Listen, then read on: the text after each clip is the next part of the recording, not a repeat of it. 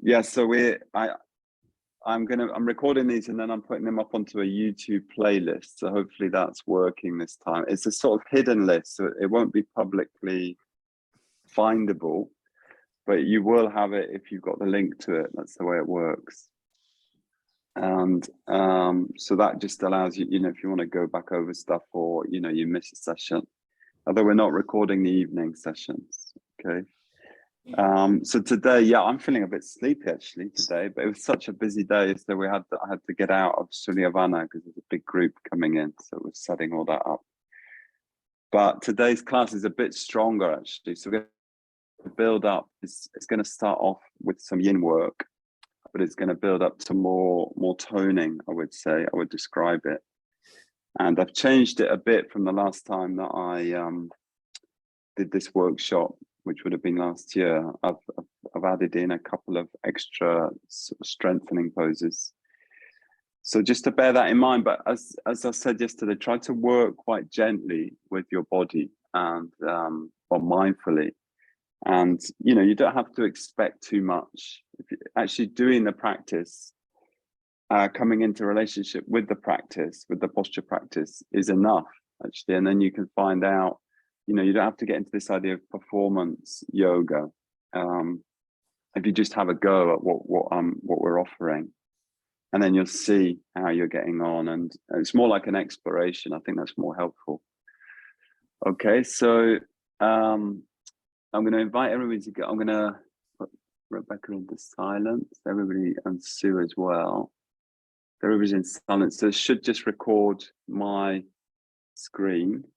And we're going to start off with yesterday, which was with the bolster. So you can have a bolster and then you can have something for the head. Okay. So depending on how open you're feeling in the thoracic area, I'm going to bring the floor up a little bit higher. You can change that once you've settled into the pose. It's going to be the first pose. And the bolster goes across the lower thoracic area. Okay, I didn't make that very clear yesterday. So it's definitely not in the lumbar area. It's definitely in the thoracic, probably just at the tips. Yeah, one reference point at the tips of the shoulder blades. So the bolster just picks up the tips of the shoulder blades. And then the head is supported, which is fairly gentle to begin with here. The arms then extend out above the bolster, and I'm going to bring my feet into Supta Baddha Konasana. So we're going to start off with a couple of slower poses, but then, as I said, move into a more toning. Although the rhythm is not going to be fast, okay,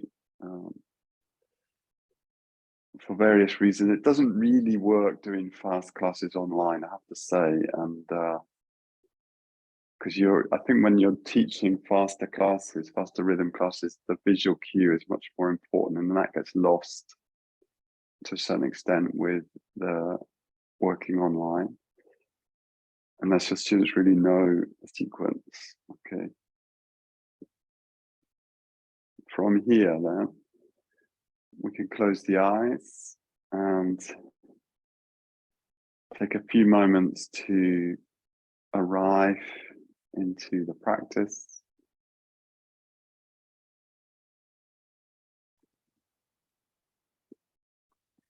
If there's any problem with sound, please let me know. I'm aware that I'm working off my mobile internet here in the village, so hopefully it's coming across okay.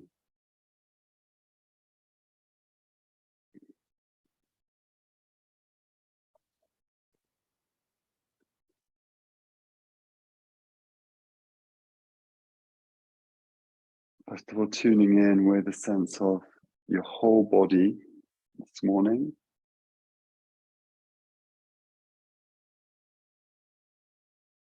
So it's Saturday, we're into the second day of this workshop.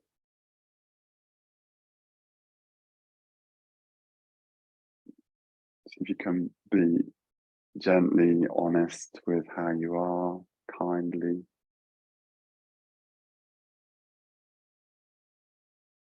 in a sense, what we're doing, as I said, when we come to our yoga practice is come into relationship with the process. So you could say you just surrender yourself to the practice. In a sense, it doesn't matter how you are. Could be tired, dispersed, even ill and quite weak. But you just come into the practice and see what can happen.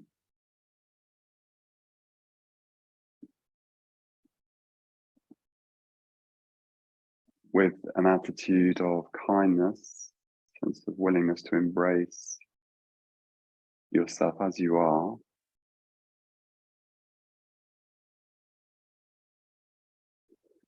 So if you want, I'm going to actually remove some of the support for the back of the head.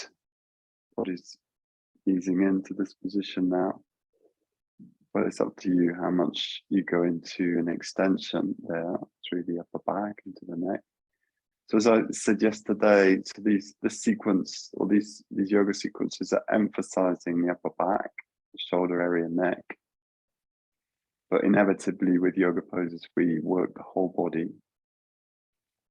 So now checking in with any specific sensations. So I'm noticing the groin,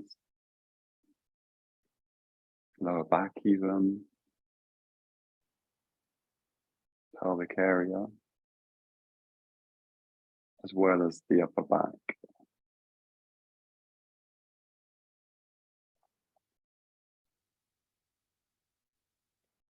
Starting to soak your attention into the body,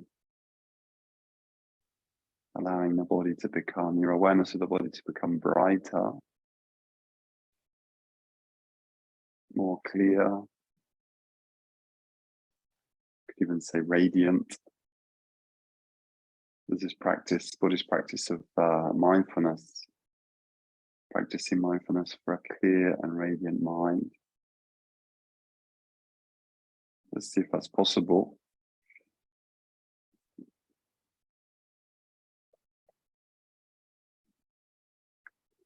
And then tuning in with a sense of your mood. Okay, so this might not be so clear at this time of the day. Might be quite hazy, foggy even.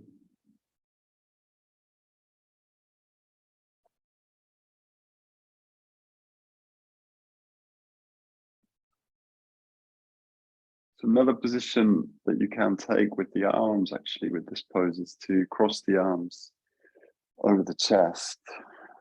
That can be quite interesting variation. So if you want to try that, and you allow the hands to, or the arms to drop down either side. Doesn't really matter which arm is on top. It's like crossing the arms. So we're going to come right at the end of today's sequence. We're going to come to a prone, like a deep cross of the arms. We'll revisit this arm position, but in a much more intense way at the end of the sequence. And then becoming aware of this quality. So yesterday I talked about in terms of all things arising upon conditions. This is as it were, the conceptual idea behind that all things change. So becoming aware of your experience is one of process, one of change, your experience arising based on conditions. This is this idea, Buddhist concept, it's like a descriptive concept, dependent arising, condition co-production.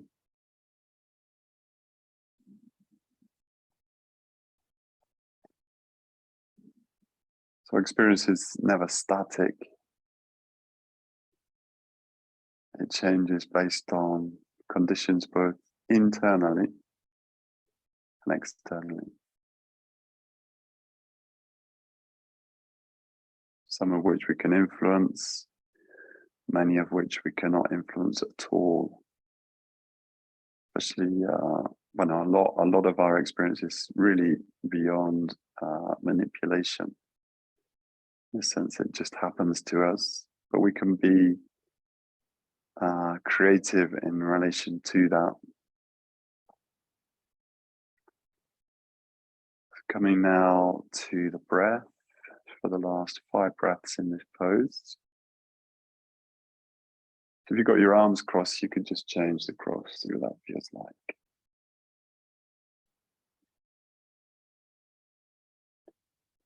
So again, we're going to allow the breath to be completely free during the sequence.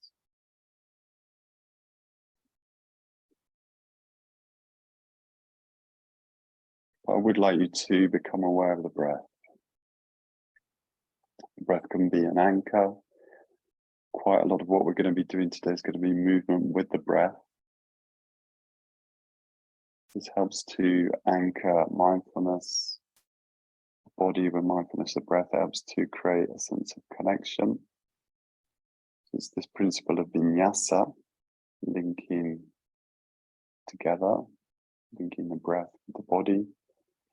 Vinyasa is also this idea of linking poses together.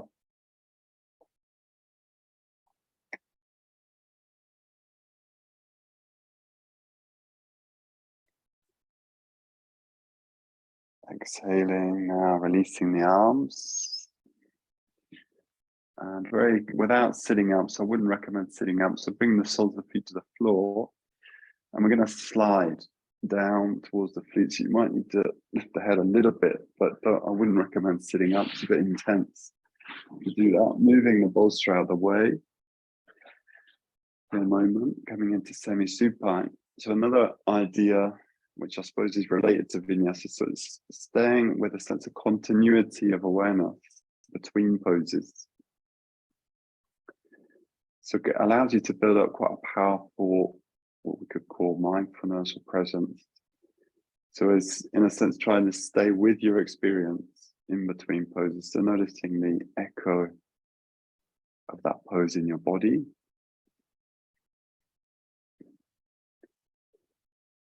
So the mind, as we know, it tends towards, or it can tend towards distraction. And that can become almost like a habit. So it's whenever it has the opportunity, it will go somewhere else. So what we're doing here is just gently training to come back into particularly the body experience. But also noticing this tendency of distraction or disintegration, noticing if your mind wants to move away from your experience with kindness. So sometimes that experience can be just too much. So it's, in a way, it's okay just to let your mind back off a little bit from that. Okay, rolling to one side and bringing the bolster now lengthways down your space. Okay, and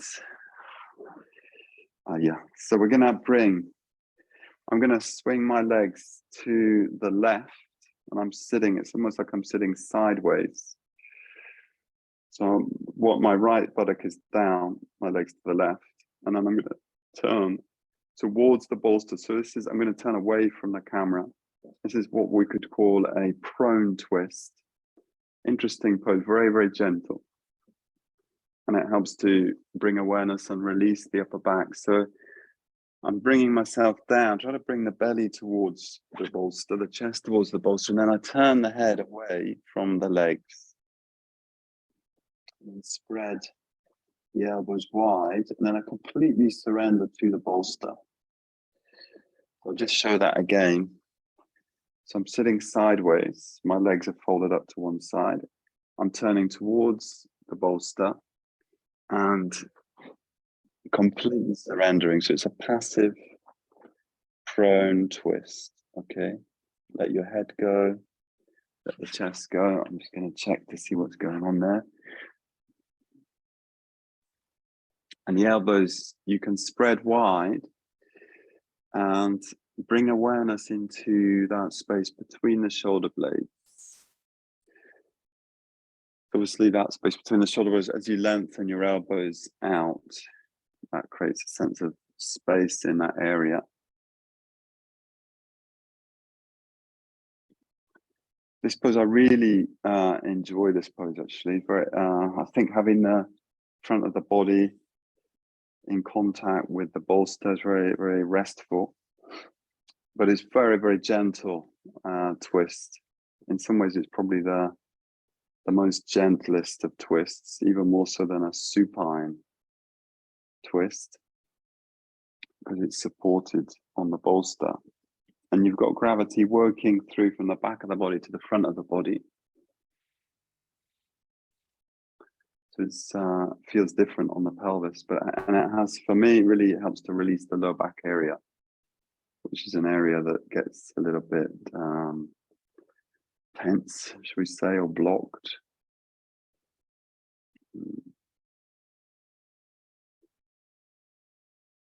Coming into whole body awareness, being aware of any specific sensations. So it's like another way of thinking about your yoga is you're getting into a conversation with your body. So what is your body wanting to tell you this morning or in this session? Which parts of the body are speaking to you?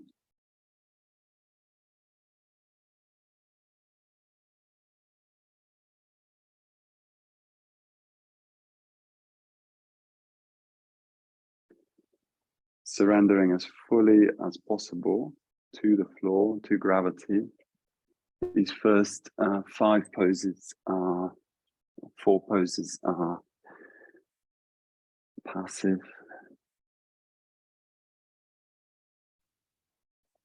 Yin poses, yielding,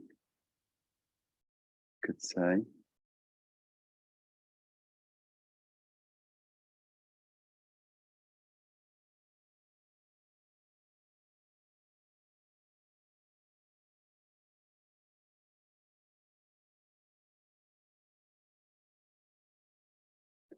And then without disturbing yourself too much, it's quite easy to transit to the other side.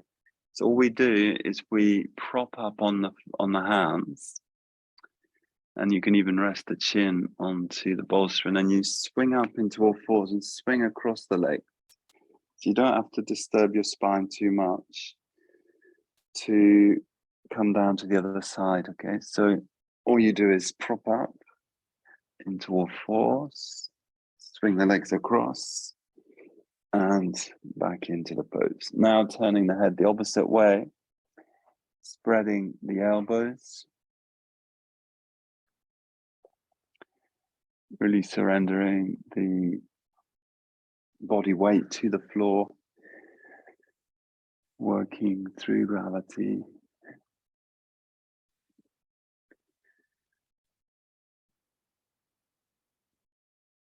Adjusting, the chest so it's comfortable, supported as much as that's possible over the bolster or some cushions.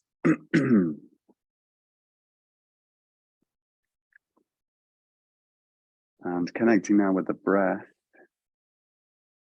So one thing you'll notice here is as you've got the bolster in front of you, the belly moving against the bolster to a certain extent gives it's like a reference sensations of feeling the breath against the support. That might be helpful to help you connect with the breath. There's definite sensations there, resistance.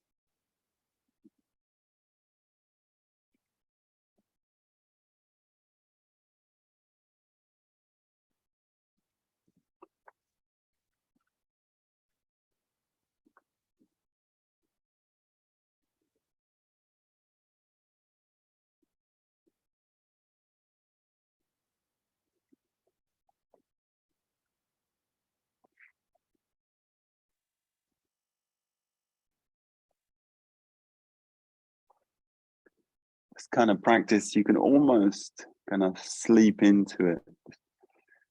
I mean, it sounds ridiculous, but you can really let your energy kind of sink into the practice.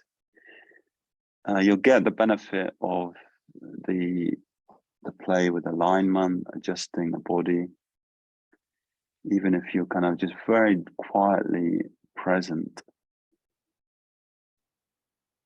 So it can be a very kind of low energy input practice. So it's useful at times when you just don't have the energy available. Yeah, and it will actually stimulate energy very gently. So from here, you're going to re-ground the palms. Again, come up into all fours. Okay, now we're going to move the bolster out of the way. This pose we saw yesterday. So I'm going to separate my knees a little bit. So we're going to do the two versions of quarter dog. So I want you to bring your right forearm across your mat and your left hand goes forwards. You drop your left elbow down. So your elbows can also separate a little bit. Allow the chest to swing towards the floor and then turn the head to the right. So I'm looking out underneath my folded arm. And I'm letting the spine hang from the pelvis towards the head. So I'm bringing my pelvis a little bit behind the knees. So we saw this pose yesterday. So it's quite interesting revisiting poses over a course of days. One of the benefits is you get to see how your body changes in relation to the pose. So outwardly, the pose is the same, but no doubt your body is different.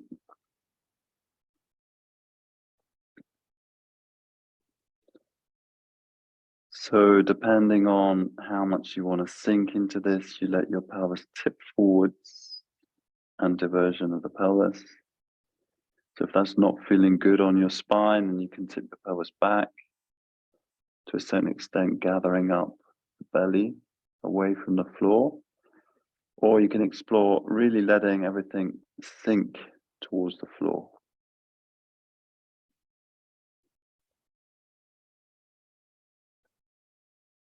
Connecting with the breath, connecting with the specific sensations. I'm noticing around the shoulder blades,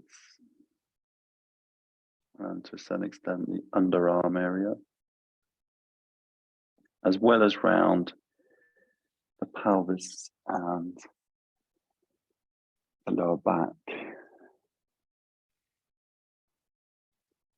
And then from there, so I'm not going to stay so long, on an inhale coming up into all fours, I'm going to come into cat-cow where we emphasize the upper back, so thoracic region. So looking back on the exhale, opening the space between the shoulder blades. On the inhale, there's a sense of lengthening from the solar plexus area to the throat, looking forwards. And repeating, exhale. A couple of times, cat-cow.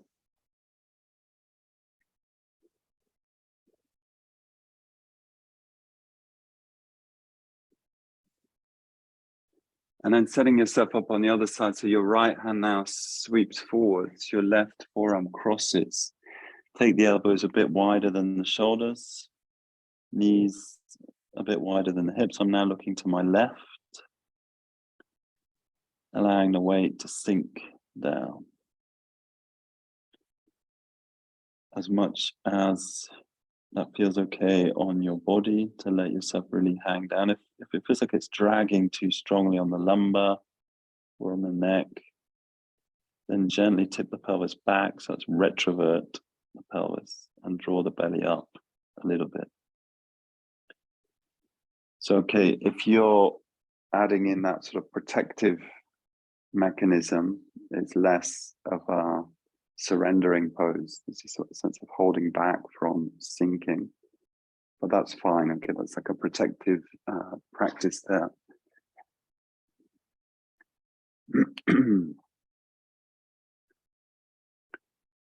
So this is quarter dog version 1.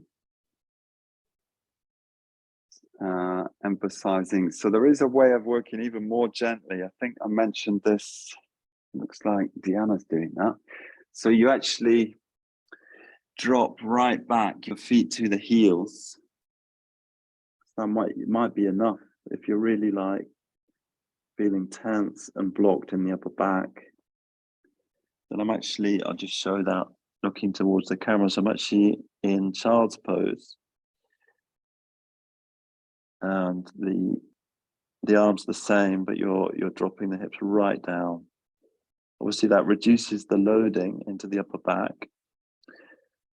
So that's probably useful actually for more beginners, or depending where you're at. On an inhale, coming into all fours. And cat-cow again, emphasizing upper back.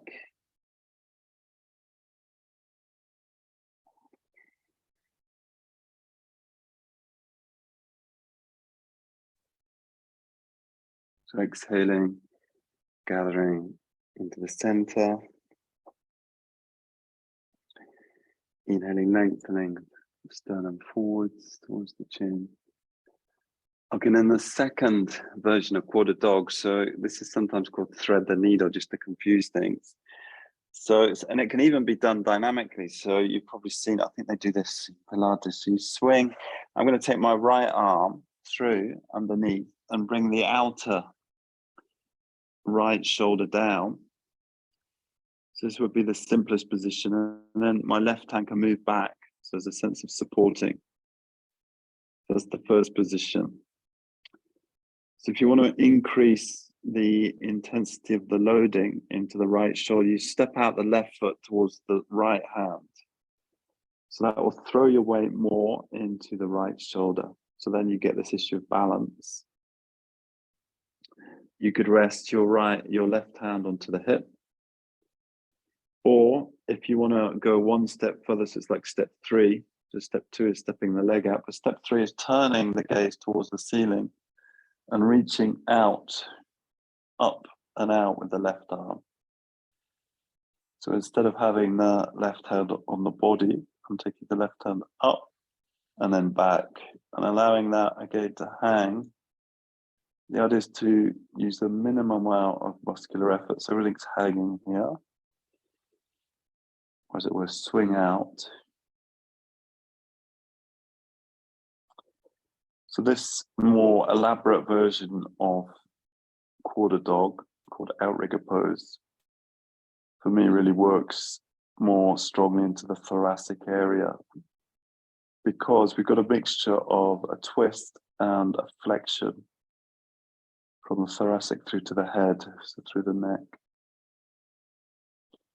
That isn't going to work for everybody, so you could always come back to, as it were, a quieter position and just work from there. Okay, so with an inhale, I want you to, exhaling, bring your top arm down, carefully stepping down your left foot, swinging back up to all fours.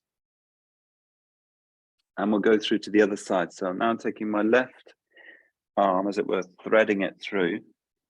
Left shoulder comes to the floor. So that's the first position. I'm turning to look to the right.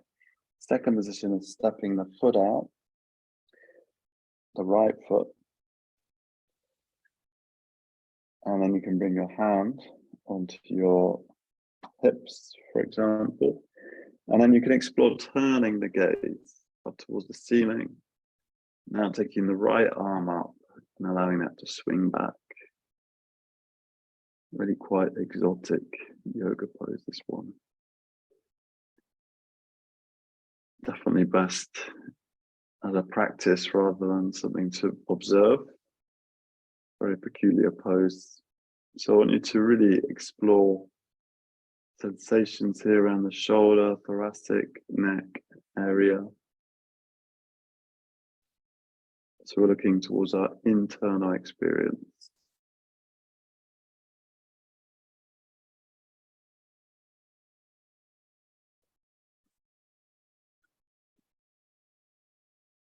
So aware of the specific sensations. I'm also noticing in my left hip sensations there, compression.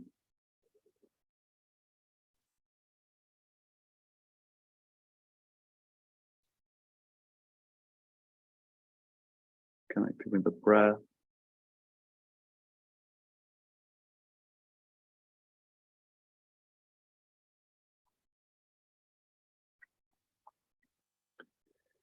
So the top arm, in my case, the right arm, can also rest on the hips or the sacrum. So we're now going to, on exhale, bring the right arm down, the top arm down. Drop your leg, right leg, carefully unwind into all fours. So hopefully that happened. I wasn't able to look there. So we're now going to come down to the floor. Okay, so we're going to do start to move into a toning sequence now. And starting off in prone, I'd like you to separate your feet about hip width or wider than the hips is fine, and bring the tops of the feet to the floor. This sequence comes from some of the therapeutic yoga sequences that Sarat and I work with.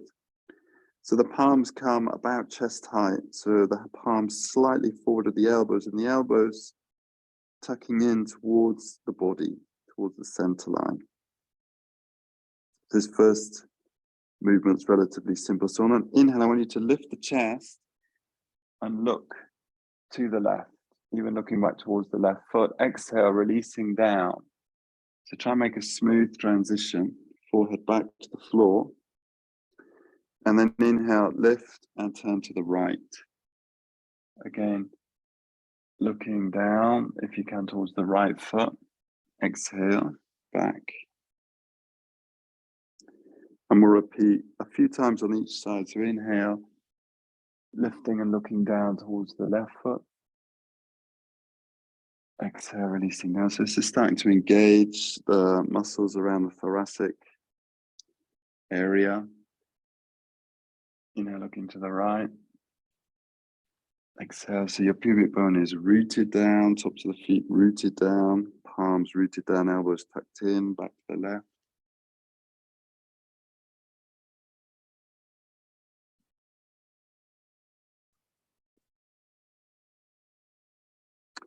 Smooth movement with the breath, back to the right. So really the hands and the arms are in a kind of supporting role. I'm trying to do as much of the lifting as possible with the actual upper back muscles.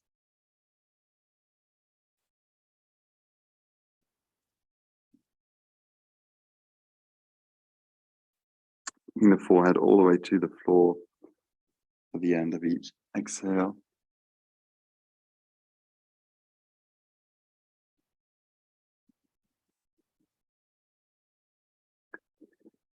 Following your own rhythm.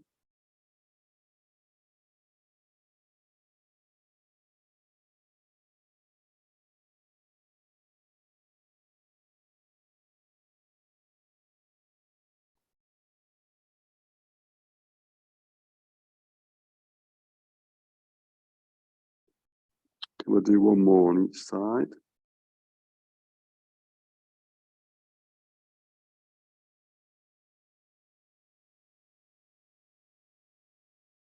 Being aware of what's happening in the neck.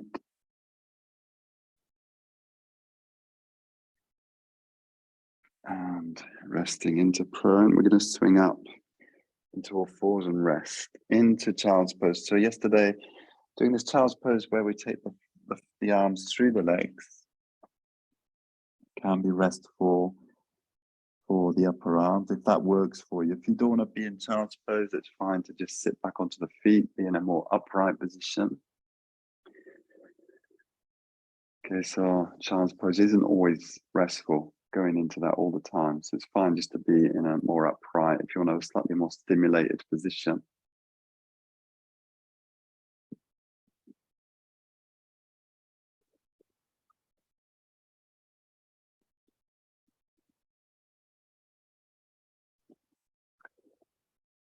Releasing, relaxing. From there, coming into all fours. And we're going to rest down again into the prone position. Separating the feet hip width or slightly wider, tops of the feet on the floor. So this is a peculiar sequence. Some of you have done this with me already. So it's in 4 parts, okay? So you might need to look over what I'm doing. So first of all, I'm going to bring both hands, the backs of the hands onto the sacrum. So this is already like an active position because the elbows are lifting.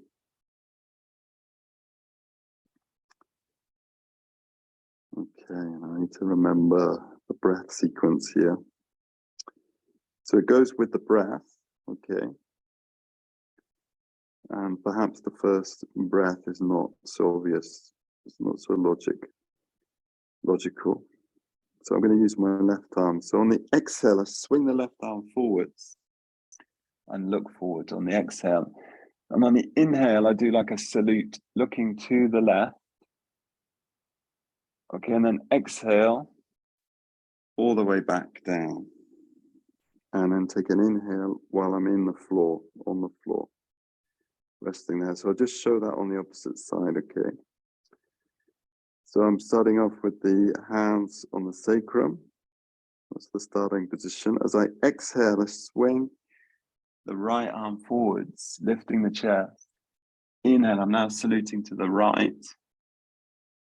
And then exhale, smoothly guide the hand back and the forehead back to the floor. Take an in-breath. Okay, so let's try that together. Okay, so palms resting, backs of the palms resting on the sacrum. Feet grounded. So as we exhale, moving into left arm forwards, Shalabhasana. Inhale, salute to the left. Exhale, moving back to the floor. Palm resting, back of the palm resting on the sacrum. Go to the right, exhale. Reaching forward, looking up. Inhale, saluting, lifting a little bit higher to the right. Exhale. Palms, hands back to the sacrum. Inhale, rest there. So I'm just going to observe what's happening. When you're ready, exhaling the left hand forwards. Inhale, saluting to the left. And even turn the head. And exhale back.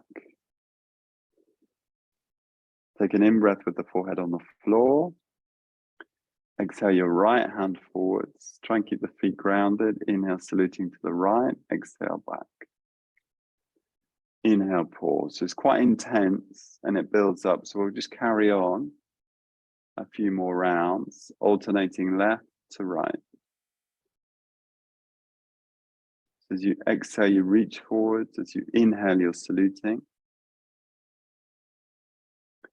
And as you exhale, you drop back down with a one in-breath on the floor.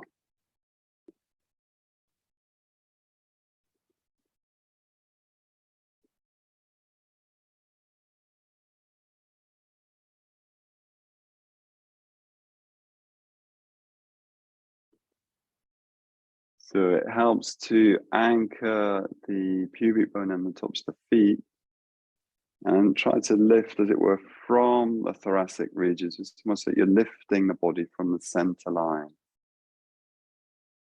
as much as is possible. This is a mixture of mobilizing and strengthening, toning. So it's taking the shoulder joint through quite a wide range of movement, from turning, extension, and so on, flexion. So just do one on each side, one more.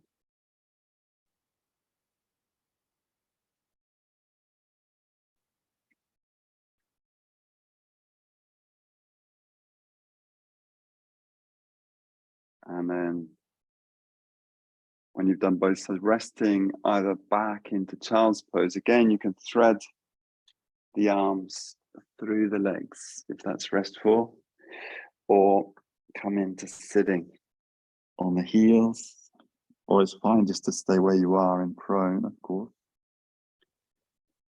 Pausing now.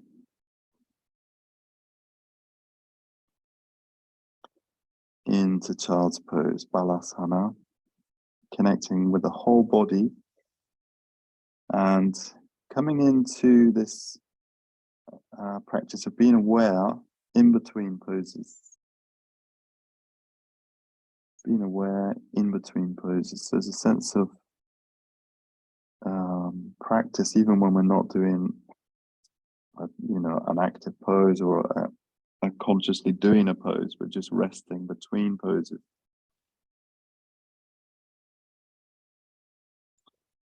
And it can be very interesting space, like the in-between space, yeah, because obviously the mind, one of the tenets of the mind is just to get bored. Okay, so if you can just gently rest into that stillness, see what's there, see what reveals. Okay, on an inhale, coming into all fours, one more movement-based pose. This is a bit intense, this one. Okay, so the starting position is the same. So the hands, so maybe if you want to just watch the first one, the hands come onto the sacrum, same way, palms up. But it's like both arms this time. So I'll just talk it through and then we'll do it together. Okay, so you exhale, both arms comes forwards and you're looking forwards, and you inhale, you kind of lift up into cactus, and then exhale down and take a pause. With the inhale, I'll just show that one more time. Exhale, both arms coming forwards. Inhale, lift up, even lifting the gaze. Exhale, rest back. So we'll do that together now. So coming into the start position, tops of the feet on the floor, hands resting lightly onto the sacrum, but the elbows obviously now begin to lift. So you're getting some work around the shoulder already. With an exhale, both arms forwards. Inhale, lifting the chest, arms, cactus position. Exhale, release. It's like an arc of intensity in that pose with the in-breath as you draw the hands into cactus. Next, exhale, both arms come forwards. Inhale, intensifying the pose with the cactus position. Exhale, back. Take an in-breath before you go one more cycle. Just do 3 more cycles. 3 more cycles. So you reach forward on the exhale, inhale, we lift. It's quite a satisfying movement in terms of working the upper back. This comes from like the Vinyasa Yoga school, which is actually they really lovely practice. So lots of small movements with the breath. It's coming from the Desikachar lineage.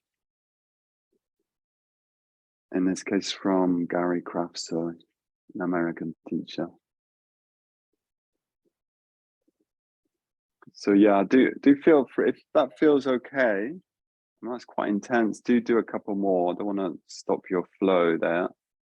Otherwise, coming into resting. So the intensity is with the in-breath as you come into cactus.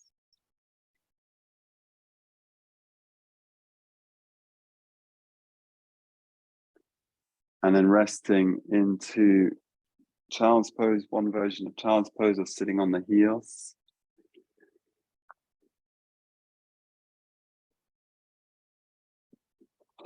Again, coming into whole body awareness. And checking in with your mood, checking in with the mood.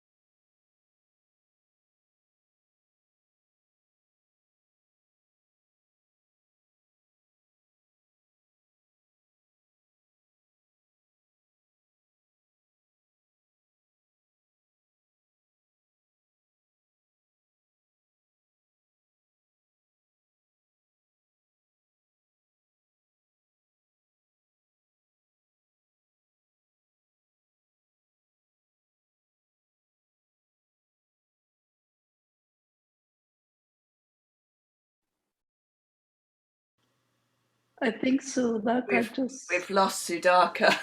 Yeah. For anybody who's in child, yeah, we've lost him. His Wi-Fi must have dropped out. I don't think he realized, maybe, or maybe he's trying.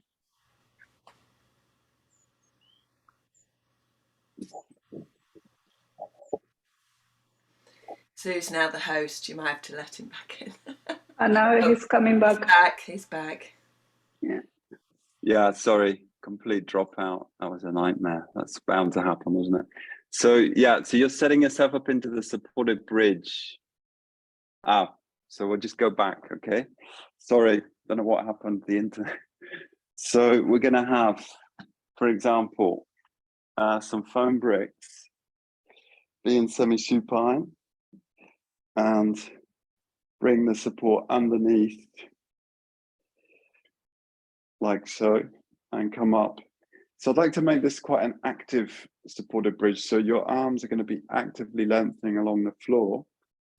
We're activating the arms to lift and open the chest, and the legs come up to the vertical. So it's not exactly a resting Viparita Karani, it's a more active Viparita Karani. So this is one option where I'm on foam bricks. If you want an even more active version and you've got a cork brick available, then you can bring the cork brick underneath the sacrum. This is really more of an advanced practice. Interlace the arms, interlace the fingers, shall I say, underneath you, and then take the legs to vertical, looking for a point of balance there. But the arms are definitely active, externally rotating, so you can broaden and open the chest area. So this is like a stimulating shoulder stand, okay. So it's still recording, and I'm just going to check what.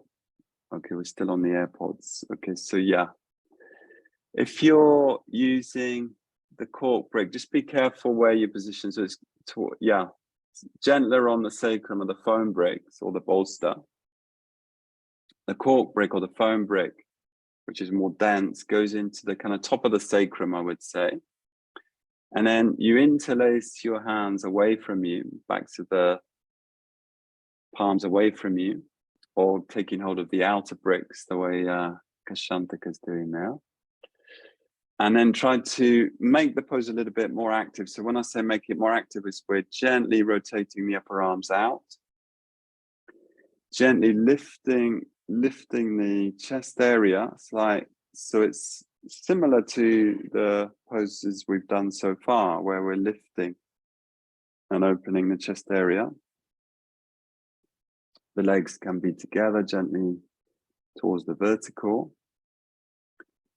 So it's like a stimulating Viparita Karani, or it's even now moving more towards a shoulder balance. Okay. Great. So breathing into this pose for 10, 20 breaths.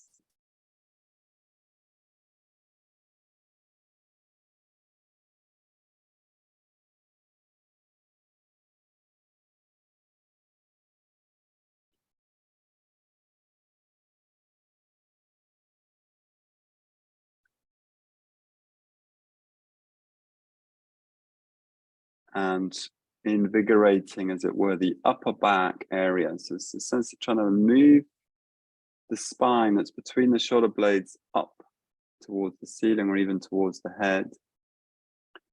So you're deliberately, let's see if I can show that. It's like you're deliberately trying to lift the chest, yeah, and move that space between the shoulder blades in. So we come into a more of an active extension through the thoracic area, through the upper back. So what that will do, though, is intensify the flexion of the neck. So it's like, and it's curious, I suppose there's a mixture of flexion in the neck and extension in the thoracic, which is the same as with shoulder stand. You get that kind of contrast, you could say, of the neck's doing one thing and the upper back's doing another. Okay, from here, releasing the hands, bringing one leg at a time down to the floor, 1 foot grounding. Lifting your pelvis, discarding the bricks or the bolster or the cushion or the blocks. And again, come in just briefly into semi-supine. I'm going to roll to one side and come into all fours. Okay. So a little bit of weight bearing. So I think this was yesterday. So just to make it easier on the wrist, one of the tricks you can do is roll the end of your mat towards your hands. So we bring the heels of the hands. Can you see what I've done there? Onto the roll. Okay, so I'll just show that again. I'm rolling up the top end of my mat towards me and raising the heel of the hand. So this will take, it's just less intense on the wrist. Okay, so the first position is a gentle Vasisthasana. So I want you to bring the knees together. So I'm going to take my right leg out in line with the pose, with the legs, with the upper body, and I'm going to take my left hand slightly out, and I'm going to turn to the right. Okay, so I'm coming into a supported Vasisthasana, but I'm in one plane. Okay, so the left hand I can take back out to the left to create a little bit of a wider base. This should be fairly easy. Okay. I'm bringing the whole of my right foot to the floor. I'm taking the gaze up, if that's okay, on the neck, and I could also take my right arm up. That's okay on the neck, reaching up. An element of twist in the pose. And weight going into the left hand.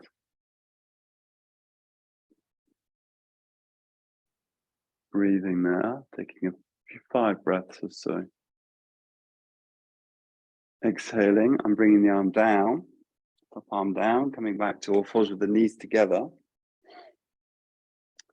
Take my right hand now a bit wider, and then stepping out the left leg, slowly turning to the left. Left hand comes onto the hip to begin with. And then if I've got my balance, if it's okay on my neck, I'm looking up.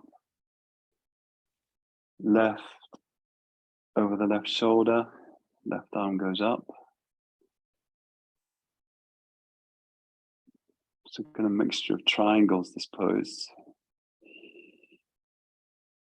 Side plank, Vasisthasana. Weight bearing through the right knee, like the top of the right shin, really, and not the knee.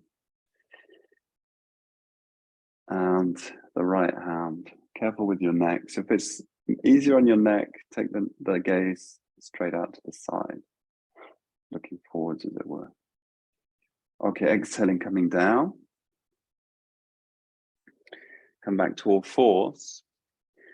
So now, so you could stay with this idea of lifting the heels of the hand. The bees are on the wrists. I want you to come up into dog pose. And then you're going to turn out your right leg and ground the right foot, just as we did on the other side. But now the top of the left foot comes on top of the right foot. So hopefully you can, I'll just show that again. So I'm turning my right foot out, my right leg out. The top of the left foot comes on top of the right foot. So the shin is facing towards the floor. Now I'm turning, swinging round. This is going to be more intense on the left arm. Again, I can look up and extend the right arm up. Everything for sure is probably shaking here, particularly left arm. Weight is going down into my right foot. The left foot, left leg is more of a stabilizer. And I'm weight bearing quite strong into the left arm. When you're ready, swing down back to dog pose.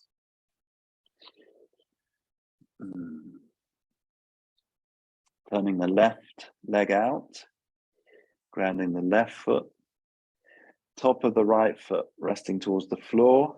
You can even have the right leg bent. And then I'm swinging around to the left this time. We can widen the base. I'm going for a longer base. Take the gaze out to the side or down or up, depending on your neck. Explore this version of Vasisthasana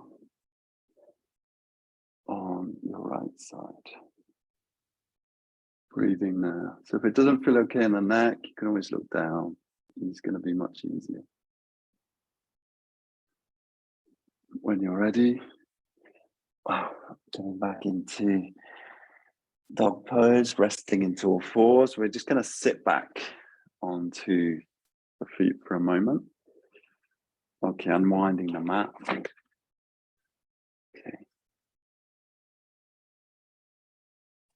From there, coming into all fours, separating your feet now and your knees, tucking the toes under. So I've been doing this a lot in the weekly classes, as Ruth has commented. So we're going to come into 8-point pose. Okay, so the idea is to drop down. It's like dropping the sternum down, the elbows wing out, and then we sweep through, chin very close to the floor. You're not really touching the floor, though you can, the chin and the chest touch the floor, and swing through into Bhujangasana. So the forearms grounded, lifting sternum up, lifting the gaze up, long through the front of the body. Exhale, releasing down. So we're going to do this 4 or 5 times. Inhale, all fours. Tucking the toes under. So lowering yourself down with the exhale. Inhale coming through, 8-point pose into Bhujangasana. Lifting away from the floor and pausing in Bhujangasana. So engaging the legs long through the front of the body. Connecting with the breath if it feels okay on your neck, taking the gaze up.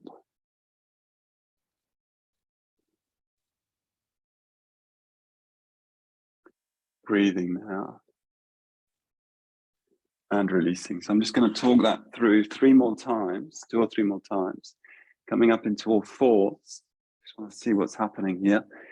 So as we exhale, we're lowering the chest and the chin towards the floor, deliberately extending the spine, sweeping through. So it's a little sequence we use a lot in Bodhi Yoga, coming up onto the forearms. Gently heating for the upper back. Lengthening pubic bone to throat area, long in the front of the body.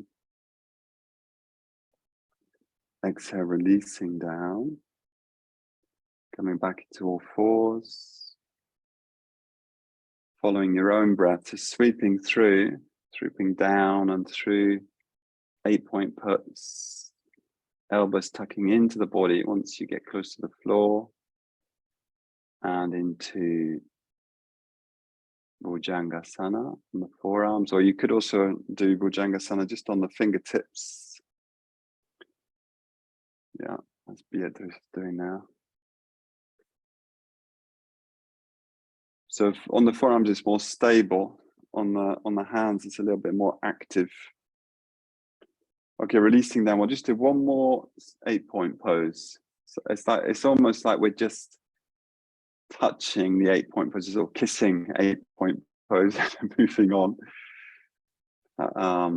Blake quote, no, kiss the joy as it flies. I'm not sure it's that joyful 8-point pose, but we can just gently give it a kiss and go.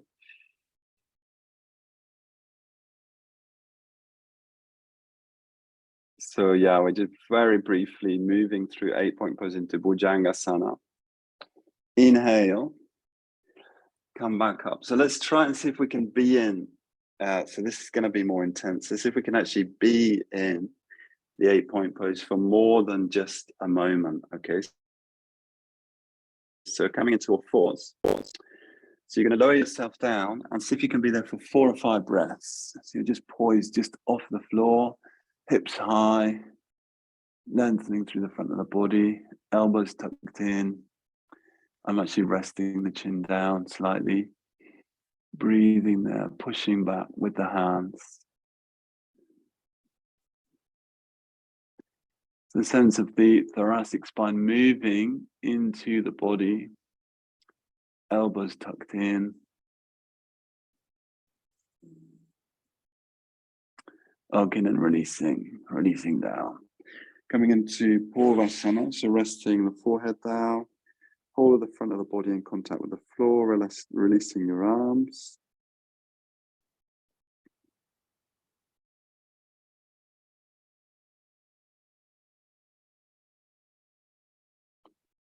So we try that one more time. Let's just try that one more time.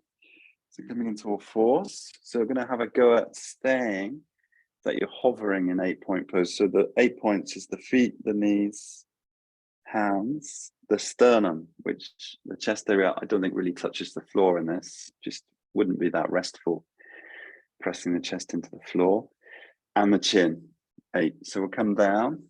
So let's keep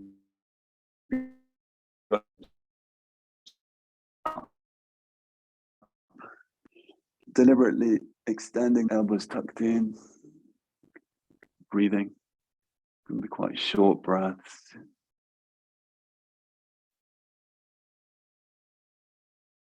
Elbows tucked in. When you're ready, releasing all the way to the floor, coming into Purvasana, resting for a few breaths, releasing the arms, maybe forwards, restful.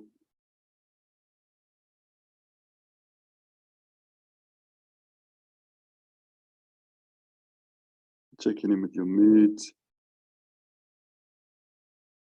So yoga hopefully can bring us into more intimacy, more intimate contact with our mood.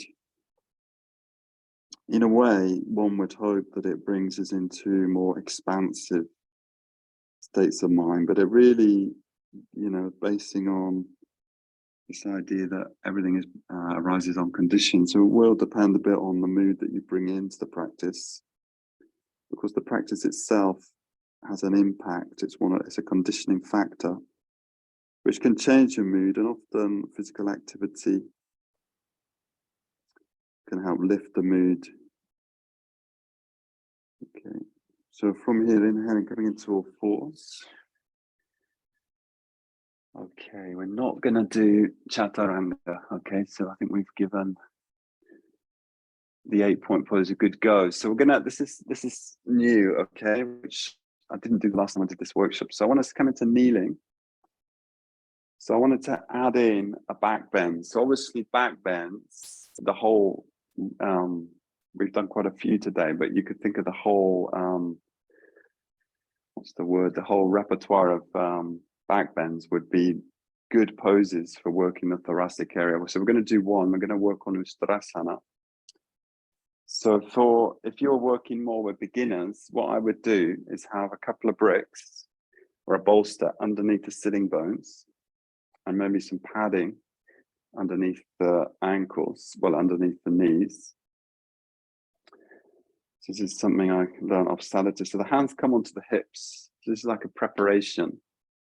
This is really satisfactorily intense, as you'll see. So we're going to work the thighs here. So we tip the pelvis forwards and tip the whole body forwards. It's like we're leaning forwards. And then we come up, so we, as it were, unstick the sitting bone. So we're just hovering over the support there. And on an inhale, we sweep up, but we keep the tailbone tucked back, keep this area closed, the front pelvis closed. Exhale, you lower yourself to the floor, but you don't drop to the bricks or to the floor. It's hovering and then inhale back up. You're probably just going to want to do this 3 or 4 or 5 times. So we stay forwards, exhale, coming down, keeping the legs as it were on, active, thighs active. Inhale, coming up. So I'm deliberately keeping the front of the pelvis closed. So this is a way of training the legs. Inhale, coming up. So you're staying, as it were, folded slightly forwards. One more time if you've got the energy there. Inhale, coming up. And then exhale, you can drop back all the way to the floor, to the heels, or to the bricks. So if you're working with beginners, I would put some bricks, even 3 bricks. So they've got a rest point. Okay. Also, having those bricks there helps to get the distance between the feet. So the feet are a little bit wider than the pelvis. So this time we're going to swing up. We're going to come all the way up now. Okay, so the hips now come over the knees. Okay. And we're going to do this. I'd like us to keep the gaze constantly forward. So we're going to do this as a half Uttanasana. So as we inhale, we're going to take the left arm up and the right hand down and back, looking for the heel. So again, if you're working with beginners, you could tuck the toes under and the heel is going to be closer. And then once we're in this pose, you lift the chest. The gaze is definitely forwards. You can widen the base. That feels better on the pelvis. The pelvis moves forwards. Exhale, swing back to center, hands to hips. And switch side.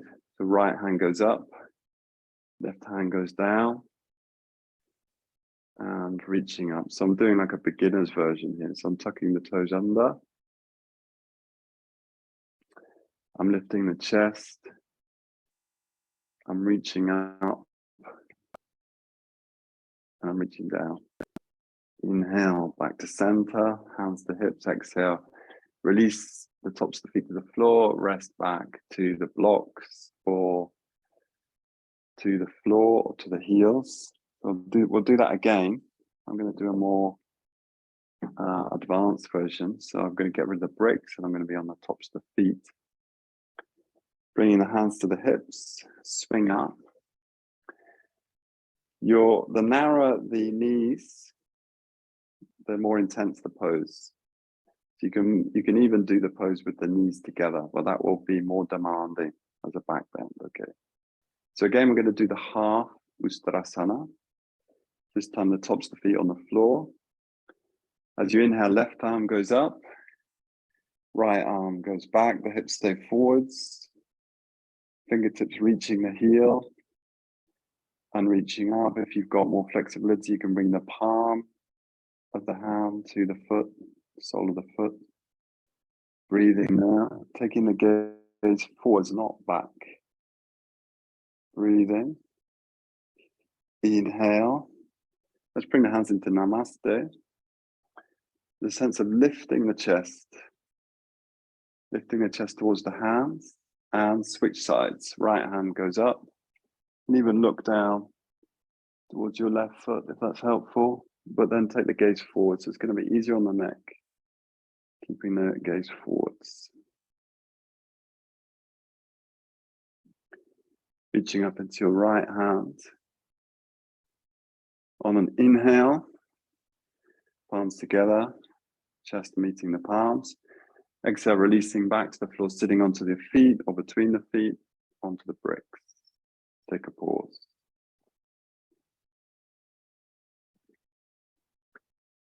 Breathing now. So again, Uttanasana is a more stimulating pose.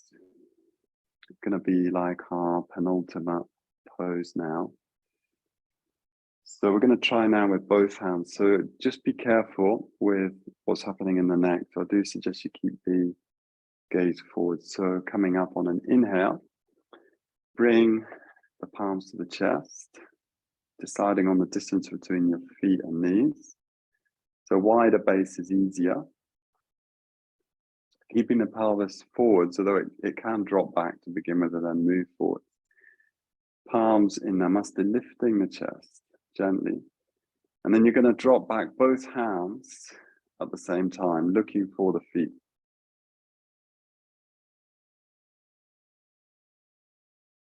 Breathing now. So I do suggest you keep your gaze forwards, okay? So this is a kind of classic poster pose where folks take the head back, but to be more gentle with the neck, keep the head forwards and emphasize lifting then the chest, hips move forwards, breathing now.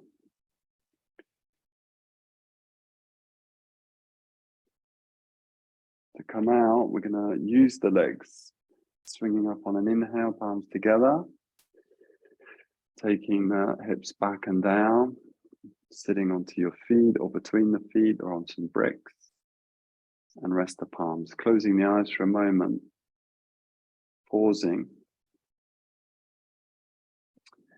Just for those of you that want to try this, we're going to try to take the head back, okay? So it's very important that there isn't a sense of throwing the head back. So the instruction here is you slide the chin forwards once we're up, and then you carefully lower the head back.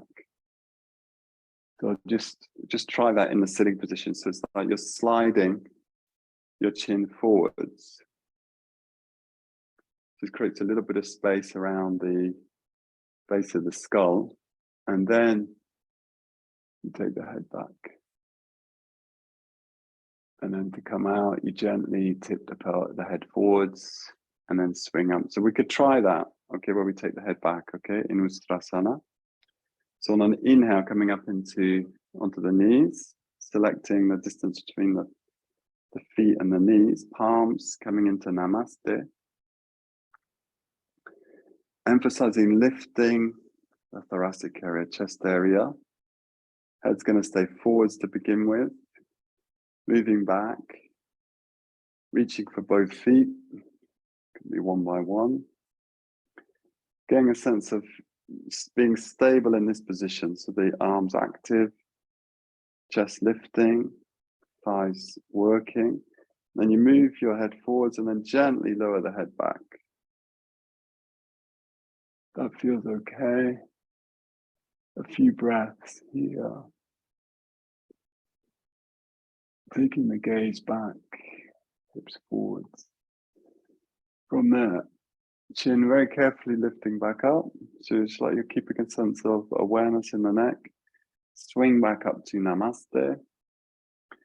And then rest down. Sitting back onto your feet, the blocks, or between the feet. Palms into meditation, Mudra.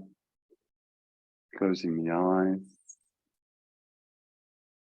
So it can be really challenging. Going into the full pose can be very challenging. And sometimes you get the feeling that you're kind of trying to steal your way into a pose which is slightly beyond reach. So do find, as it were, the Vinyasa Krama. So looking for the kind of simpler version each time before you go to a more full expression of the pose. That way you can build up your confidence. So let's just try one more time to go towards the full expression of the pose. I'm just going to talk that through. I'm going to see what's going on. So on an inhale, coming up onto the knees, definitely helps that padding under the knees. Coming up into Namaste. And initiate the movement from the chest area. So the chest is lifting, keeping the head looking forwards to begin with, then reaching for your feet. Head still lifting forwards, and then you gently slide the chin forwards and lower your head back with awareness. And moving the pelvis forwards, opening the chest. If it doesn't feel good on your neck, then don't do it. It really isn't worth it. And then lifting the head back up, swinging back up to Namaste, resting down into kneeling. Okay, great. Fantastic. Ustrasana, camel pose as it's called. It's like the camel's back, I guess. The camel's back. Okay, so we're going to come into the ultimate pose, last pose. So this is this deep cross on the arms that I mentioned at the beginning. So what you do is you bring your arms crossed. Okay, so it's like I'm embracing myself. And then this can be really fiddly for some people. So you can bring the elbows more towards your neck area. And then you lower yourself down to the floor with the elbows, propping up on the elbows. But if you can, you rest the forehead down. It obviously depends on the chest area. So this might not work for everyone. So I'm just wondering if it would be helpful to support the kind of lower ribs and belly area. There's a little bit more room for the chest. So I think that could be the case. Or you move the elbows higher. This is a passive stretching of the deltoids in the prone position. Let's see what's happening there. And you've got one elbow on top, obviously the other, one elbow is higher than the other. And we're finding a way into that. So you can actually release the arms once you've in the pose. You just let the backs of the hands fall to the floor. Yeah, great. And so yeah, Kashanta, because also she's supporting her forehead. That would be a possibility. It's probably too late to do that now, but maybe on the other side. Letting yourself really sink into the pose.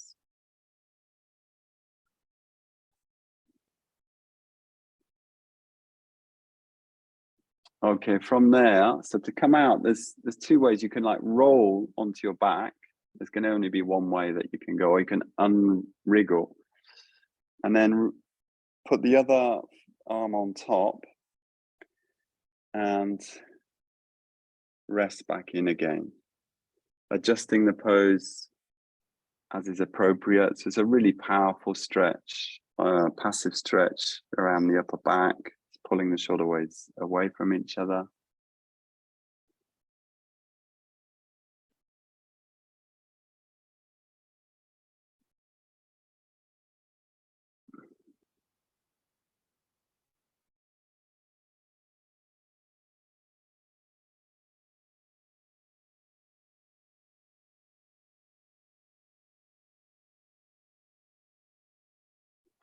Breathing into the sensations, so aware of those specific sensations. They can be quite intense in this pose around the shoulders, upper back.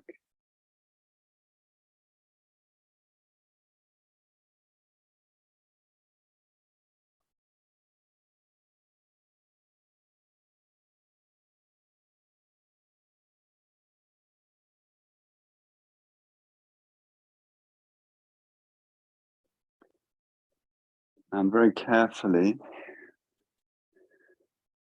unwinding. So there is a way of rolling out of that, just to roll onto your back.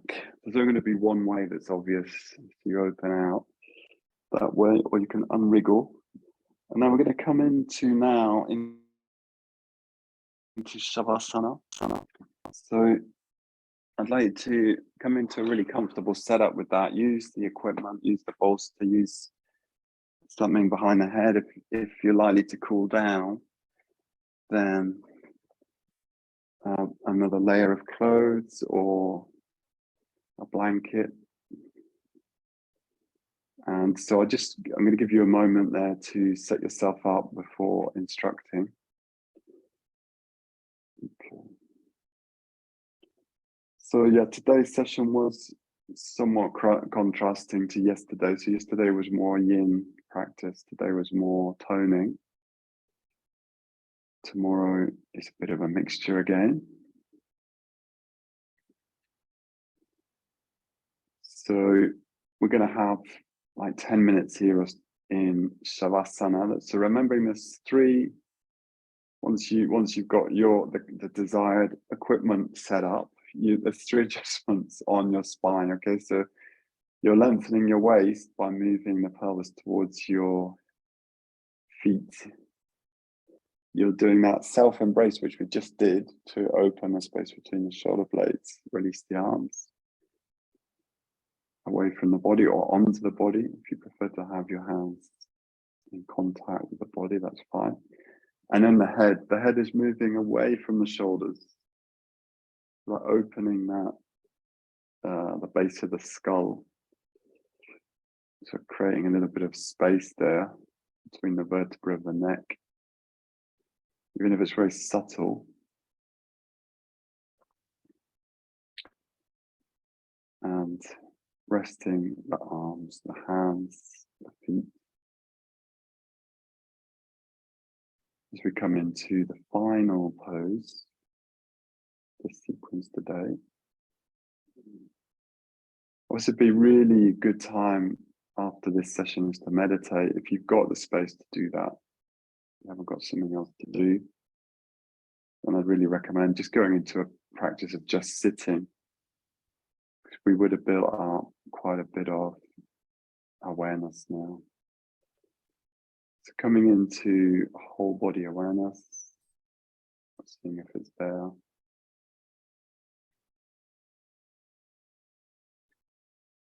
Resting into global full body awareness.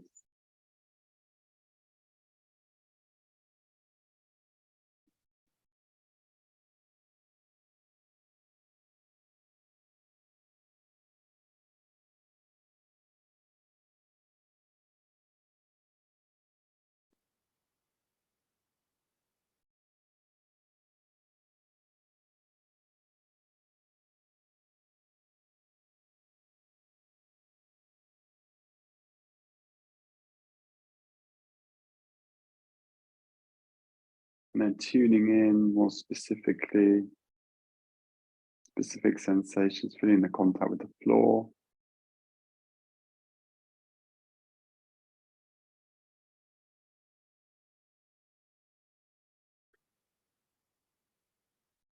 Maybe feeling the coolness, the backs of the hands, or the warmth, the texture of the floor even.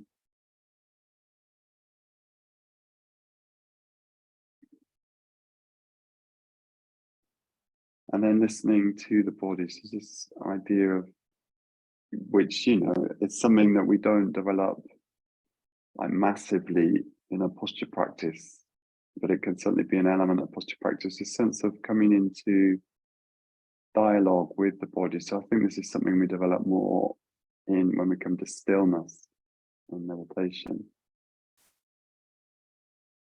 So coming into a dialogue with the body, so listening, what's the body saying to you? Which areas are speaking to you? What's going on? So it should certainly be informing your yoga practice, your asana practice, rather than just trying to apply postures in an insensitive way to the body. So certainly developing this capacity to listen throughout the yoga practice so we can work appropriately and skillfully. But here now in stillness, we're listening.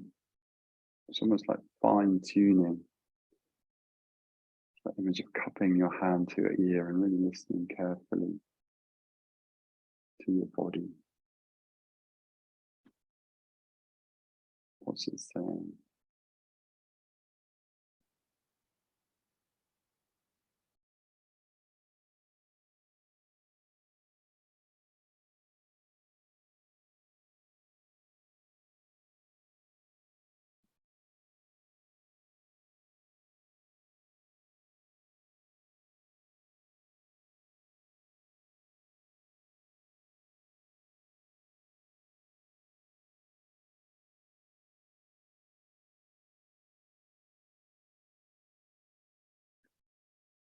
And then opening to your heart, mind, the emotions. Sometimes we call feelings, emotions. So noticing how you feel, the mood, the state of mind.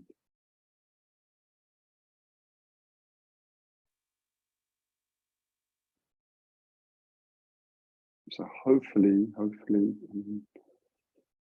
can't expect anything in a sense, but hopefully there's a sense of the mood being somewhat lifted, a bit more expansive. But sometimes we can get in touch with more difficult emotions. So I'd like us to, whatever's there, embrace with kindness. You could see your yoga practice as a holding space, like a containment space in a creative sense. You can allow whatever emotions are there to manifest, even like hidden or difficult emotions. Let them come out to play, let them come out to manifest in the light of your awareness, kindly awareness. Even, as it were, the demons.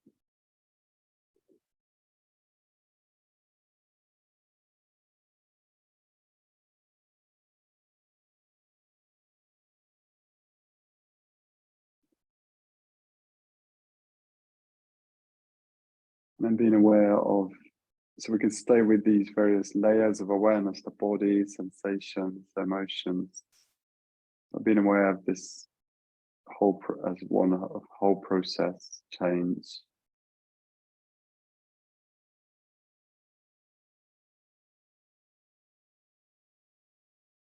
This perspective, that everything is changing, invites us to let go. Can't grasp anything definitively, so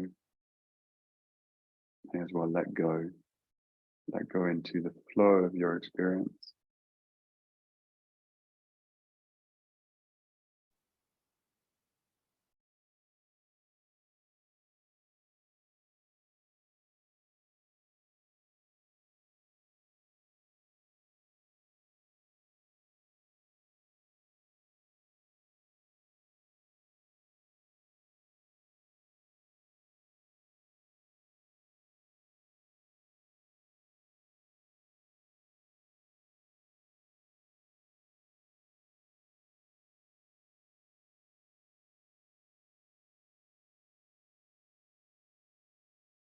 I'm noticing if, yeah, these more difficult emotions are floating out.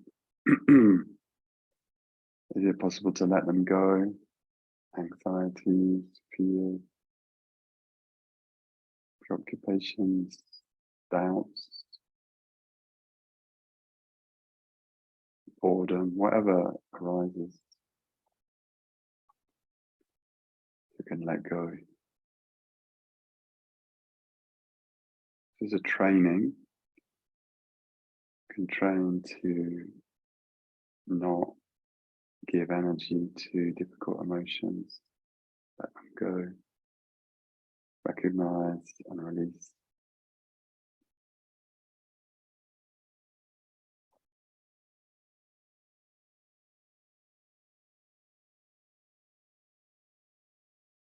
And for the last few minutes, we can be aware of the breath. That's helpful. So if your breath is not so discernible, you could even bring the hands onto the body to help bring awareness to the breath. It can be a helpful technique.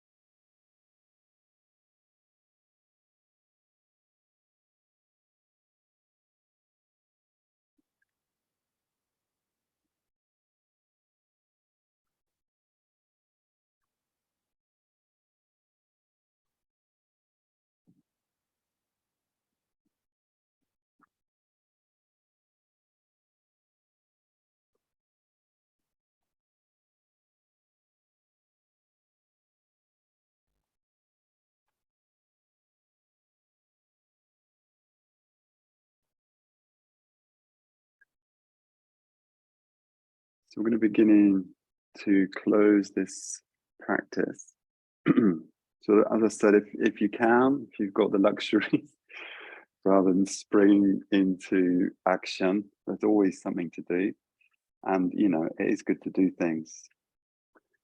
But if you've got the luxury of 20 minutes meditating, I would recommend that now. Okay. Self-practice. So you can bring the fingers and toes into movement.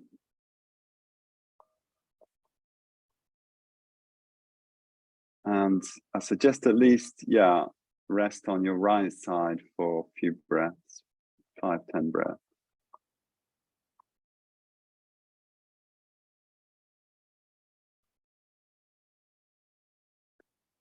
And thank you very much. I'm just going to stop the recording now. So I'll load that up shortly.